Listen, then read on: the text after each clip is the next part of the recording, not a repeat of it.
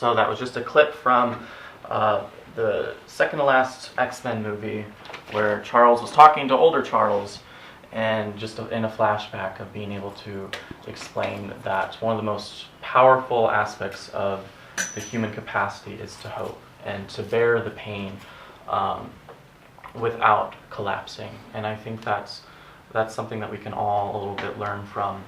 And I wanted to share that clip before going into this story, especially because of that moment in that clip he talked about.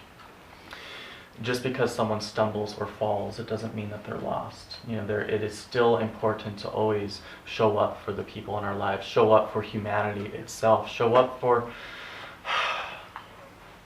just really showing up for the world and never giving up. And as a child, X-Men and Professor X was my number one role model. As I always like to joke around, everyone's like, I think Cyclops or Wolverine with the claws, Hugh Jackman, they're always like the idols. For me, I'm like, I like the bald guy in the wheelchair. And that I just always resonated with him, even when I was 10, because he had the school that taught peace. And so it's funny how things work out. I am hoping I keep my hair.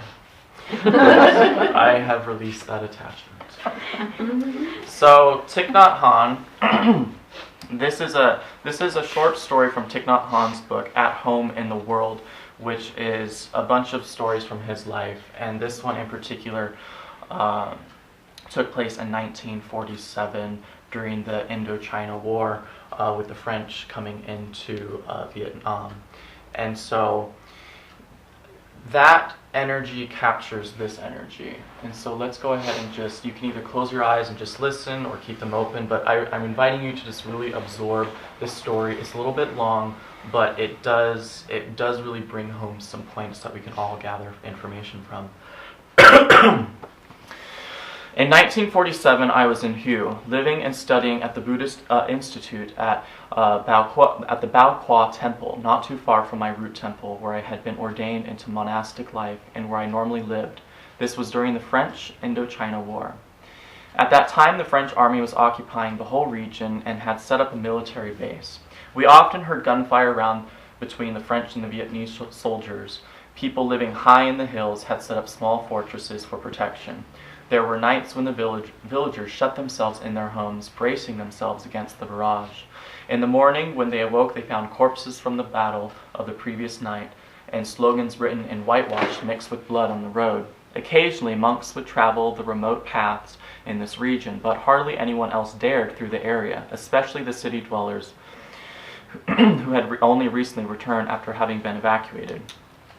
Even though Bao Qua was situated near a train station, hardly anyone risked going there, which speaks for itself. One morning I set out for the temple for my monthly visit back to my root temple. It was quite early. The dew was still on the tips of the grass. Inside a cloth bag I carried my ceremonial robe and a few sutras. In my hand I carried the traditional cone-shaped straw hat. I felt light and joyful at the thought of seeing my teacher, my monastic brothers, and the ancient, highly venerated temple. I had just gone over a hill when I heard a voice call out. Up on the hill above the road I saw a French soldier waving. Thinking he was making fun of me because I was a monk, I turned away and continued walking down the road. But suddenly I had the feeling that this was no laughing matter. Behind me I heard the clomping of a soldier's boots running up behind me. Perhaps he wanted to search me. The cloth bag I was carrying could have looked suspicious to him. I stopped walking and waited. A young soldier with a thin, handsome face approached. "Where are you going?" he asked in Vietnamese. From his pronunciation, I could tell that he was French and that his knowledge of my language was very limited. I smiled and asked him in French, "If I were to reply in Vietnamese, would you understand?" When he heard that I could speak French, his face lit up. He said he had no intention of searching me and that he only wanted to ask me something. "I want to know which temple you're from," he said. When I told him that I lived at Bao Qua Temple, he seemed interested. "Bao Qua Temple," he repeated. "Is that the big temple on the hill near the train station?" When I nodded, he pointed up to the pump house on the side of the hill, his guard post apparently, and said, "If you're not too busy, please come up there with me so that we can talk for a while." We sat down near the pump house and he told me about the visit he and 5 other soldiers had made 10 years earlier to the temple. They had gone to the temple at 10 at night in search of resistors, the Viet Minh, who were reportedly gathering there. We were determined to find them. We carried guns. The orders were to arrest and even kill if necessary. But when we entered the temple, we were stunned. Because there were so many Viet Minh? No, he explained. We wouldn't have been stunned if we had seen them, and we would have attacked no matter how many there were. I was confused. What surprised you? What happened was so unexpected. Whenever we did searches in the past, people would run away or be thrown into a state of panic. I said, people have been terrorized so many times that they do run away in fear.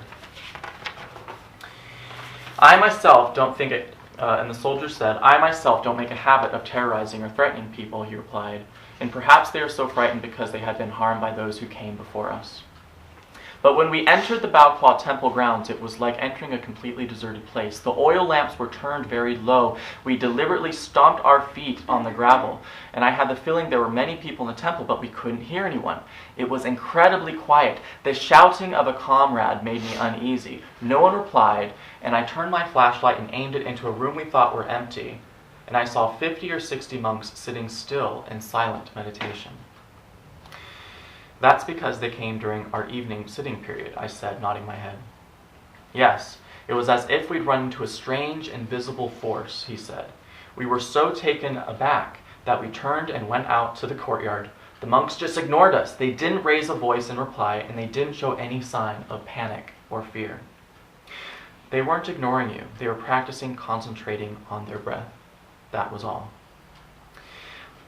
I felt drawn to their calmness, he admitted. It really commanded my respect. We stood quietly in the courtyard at the foot of a large tree and waited for perhaps half an hour. Then a series of bells sounded and the temple returned to normal activity. A monk lit a torch and came to invite us in, but we simply told him we were there and then why we were there and took our leave. That day I began to change my ideas about the Vietnamese people. There are so many young men around us, he continued. We are homesick. We miss our families and our country a lot. We have been sent here to kill the Viet Minh, but we don't know if we will kill them or we will be killed by them and never return home to our families. Seeing the people here work so hard to rebuild their shattered lives reminds me of the shattered lives of my relatives in France after the Second World War. The peaceful and serene life of those monks makes me think about the lives of all human beings on this earth, and I wonder why we've come to this place. What is this hatred between the Viet Minh and those of us here traveled all the way here to fight them? Deeply moved, I took his hand. I told him the story of an old friend of mine who had enlisted to the French, to fight the French, and who had been successful in winning many battles. One day, my friend came to the temple where I was about to burst, and he was about to burst into tears, and I embraced him. He told me that during an attack on a fortress, while he was concealed behind some rocks, he saw 2 French soldiers sitting and talking. When I saw the bright, handsome, innocent faces of these boys, he said, I couldn't bear to open fire, dear brother. People can label me soft and weak. They can say that if all the Vietnamese fighters were like me, we wouldn't be long before our whole country was overtaken. But for a moment, I loved the enemy like my own mother loves me. I knew that the death of these 2 youngsters would make their mothers in France suffer, just as my mother had grieved for the death of my younger brother. So you see, I said to the French soldier, that young Vietnamese soldier's heart was filled with the love of humanity. The young French soldier sat quietly, lost in thought. Perhaps, like me, he was becoming more aware of the absurdity of the killing, the calamity of war, and the suffering of so many young people dying in an unjust and heartbreaking way. The sun had already risen high in the sky, and it was time for me to go. The soldier told me that his name was Daniel Marty, and he was 21 years old. He had just finished high school before coming to Vietnam. He showed me photographs of his mother and of a younger brother and sister. We parted with the feeling of understanding and friendship between us, and he promised to visit me at the temple on Sundays. And the continuation of that story is that he did start to come on Sundays, and they started teaching each other about each other's lives, and he started learning language and learning meditation, and eventually he got stationed somewhere else, and they did have a couple letters back and forth for a while. So let's breathe into that for a moment.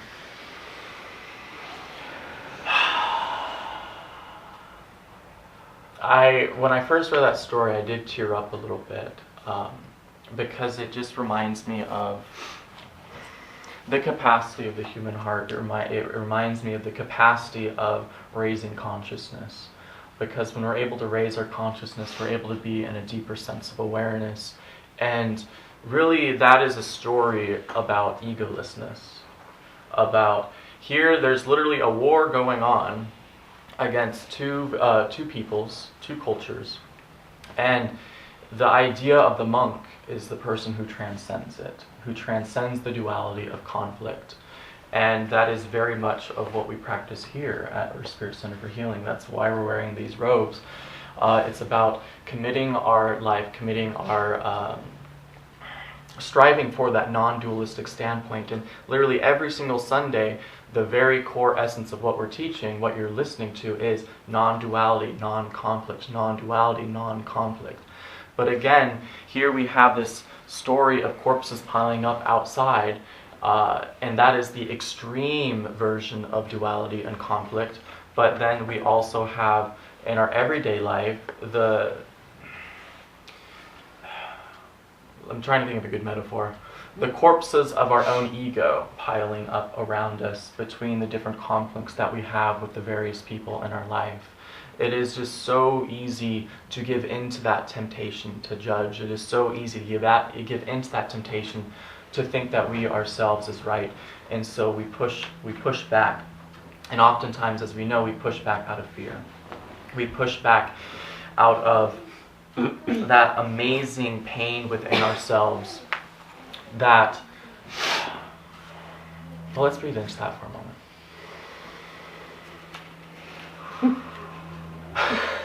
That was brilliant. So let's take another deep breath. So let me actually pull up something. Today is going to be more of an interactive talk, and this is quite brilliant because we're actually having it videotaped. And so this will lead to quite the wonderful showcasing, if you will. Lately, I've been getting... What was that? Oh, okay. How's it going? Lately, I've been getting more into the traditional study of Reiki. And one of the aspects of Reiki that Usui taught was a meditation practice, which we will get to each experience today. And it's called Josin Kokyo Ho meditation. Let's all say that. No. Josin Kokyo Ho meditation. And so let's go ahead and break that down for a moment. Jo means clear, pure, without taint or defilement, lucid. Shin means heart, mind, essence. The mind is the principle of the universe, the enlightened mind. Kokyo means to exhale and inhale, breathing. And Ho means dharma or principle. So thus, bringing it together, it's the principle of pure mind-heart through breathing in and out, or the method of realizing our enlightened mind through breathing in and out. Thus, when we practice Josin Kokyo-ho on a daily basis for many years, we start to realize the principle that our heart-mind is as pure as the universe. According to Japanese Aikido, a Japanese Aikido practitioner, Kokyo-ho also means to work in perfect harmony. We thus also can say that this meditation practice translates as the principle of pure mind-heart through working in perfect harmony with the universe. I think that is absolutely exquisite. So meditation, the very essence of meditation, is tapping into that universal mind. It is right, we often talk about the ego, but we don't often talk enough about that universal mind. So what happens when we step outside of our ego is that we're able to dive more deeply into that harmony, that interconnection between all things, to where we're no longer triggered anymore in life. And so this meditation practice that we're going to experience today is, it allows us to ground our mind into what the Japanese would call the hara, which is in between your solar plexus and your sacral chakra. So it's right here around the belly button. So you ground your mind into it. And in that grounding, after you hold it there for a few seconds, you then, using your breath, expand your mind out through your skin, out of your body, and into the universe. So doing this consistently every single day, you bring your awareness into your body, and then you expand it out into the universe. What often happens is our awareness is effing crazy. It is going every single direction. It is absolutely who has felt that, where you're just so scattered on a daily basis, and the mind is here, here, here, here, here, here, here. It's, as some people might call it, it's the monkey mind, swinging from branch to branch to branch to branch. And so we're never fully aware, we're never actually fully aware of our awareness. Isn't that a curious thing? We're never fully aware of our awareness. And so the vast importance of this is that you're bringing all that scattered energy, condensing it into your hara. And then once it's condensed in that moment, you could take that deep breath in, and then you expand it out into the universe. And this time, when it's expanding, it's not expanding in a scattered way. It's expanding in a very pure light format. Does that make sense? So you're expanding it out, and it's almost like you can visualize it going into the universe and just touching everything. So you yourself become one with that universal life energy. And so they go on to share that some people, when they try to meditate, we just try to capture those thoughts. We try to just keep our energy right here focused, because we're so used to our energy and our awareness being like trying to wrangle cats. You know, the thoughts go over here, then we pull them back, and who was ever trying to catch a cat? It's like impossible.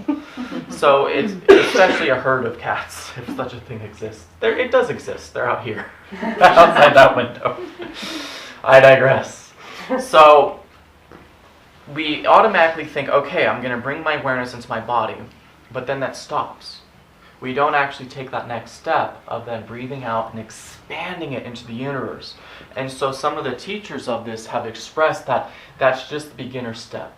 It's only the beginner step of bringing the awareness in your body, and it's a vital importance to expand it furthermore, because there was this quote that one of them shared. It was almost like there was this 1,000-armed giant, and if the 1,000-armed giant only had focus on the arm that was holding the bow, then the other 999 arms could not be utilized, because he was only focused on the one. So our job is to be able to release that awareness so that we can use all 1,000 limbs, rather than just focusing on one aspect of ourselves. Because if we're only focused on one aspect, we can only focus on that aspect. And if we're completely scattered, then all of them are going which way. But if we're in that universal life mind, then we're able to completely use all things in harmony with each other. Does that make sense? So what we're going to go ahead and do is let's take a deep breath. And I'm going to invite you all to close your eyes. And just take a few deep breaths. And just almost allow your mind to sink into your body for a moment. Allow your body to feel a little bit extra heavy. Allow, if you're sitting on a chair or cushion, or maybe laying in bed listening at home, do not do this if you're driving. Allow yourself to sink into the earth, into the cushion, into the chair. And so we often use light, the visualization of light, to help guide this, to help visualize it. So we'll go ahead and pick a golden light. So imagine breathing in a golden light through your nostrils, going down your throat, into your chest, and then resting in your hara, in your stomach. Now imagine bringing your mind down, down, down, and allowing it to rest in the hara. Grounding the mind. And so we're going to breathe in peace for 3 seconds, bringing it down. And then you're going to hold it for 3 to 5 seconds. And imagine holding the mind in that area. Expand the mind, expand the light throughout your entire body, and allow that light to seep out, radiate out from your skin, and fill up this entire room.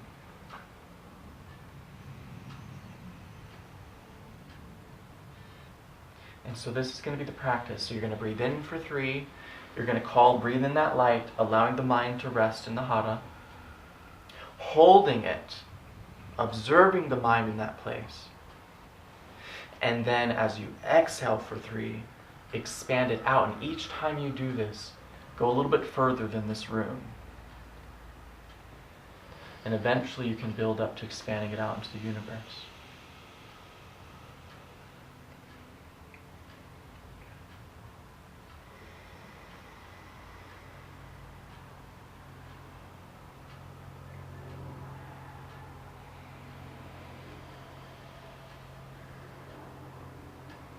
Fantastic. With a deep breath, you may return. I'm going to invite all of you to practice this at least 3 to 5 times this week, if not every single day. You can even just do it for 5 minutes. It will change your life. But could you all feel how the mind becomes more grounded and more focused? The next time you're upset or stressed or feeling any kind of anxiety, bring your mind into your body. That's groundingness. That's groundedness. But then don't stop there. Expand it out. And that's where the freedom feeling starts to come from. There's that lightning that happens. That's where the raising of consciousness, it happens. And that's very much, I love that story of how the soldiers came in and none of the monks reacted. They were all just completely at peace in that room. 50 to 60 monks silently meditating for 30 minutes while there are soldiers with guns, waving them around, banging around, and there was no reaction to that. What if the monks reacted? It would just be like every other day, right? But all of a sudden, because the monks didn't react, those soldiers, I'm terrible at that word. Let's say shoulders. Soldiers 10 times fast. 10 times fast. So those soldiers had almost a spiritual moment, an awakening. It was surreal to them. They came up against that invisible force field as they expressed. Isn't that curious? So what if we all practice that on a daily basis? How would our culture transform? That's what's curious. So oftentimes we think, oh, not me, someone else. But these teachings apply to everyday life, and it's because those monks are practicing it on a daily basis that they were able to do that. You don't just do it when there's harm or conflict around you. If they only practice that, say they're like at a school and it was like a drill if like the French ever invaded, and all they would do is, okay, we only practice this like 2 times a year, but if the French do invade, let's all go meditate in the corner. That would not work. People would be so, oh my goodness. That's how we treat meditation in our everyday life. I'm just going to meditate when I get really crazy. When things really start to fall apart, that's when I'm going to call a lark for a session. Versus practicing this every single day. And then when that chaos, when that war does come to your front doorstep, the metaphoric or literal war, you're prepared. And when you do interact with the enemy, so to speak, it becomes a spiritual transformation. Because we understand universal laws, the energy can't help but dilute itself. And there's other stories of Thich Nhat Hanh meeting different soldiers in Vietnam at that time. And it was curious that there are other stories to where the man almost was very threatened by him and he almost attacked him. But because of Thich Nhat Hanh's ability to communicate, he was able to diffuse the situation.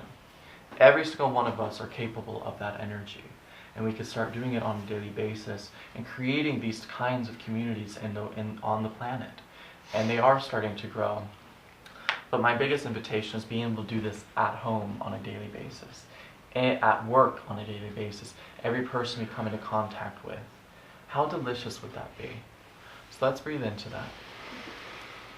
So what we're going to do now is we'll go ahead and close out. And we're going to practice this this meditation during our song of the week. So we'll take another deep breath, and I want to thank all the listeners at home. Thank you.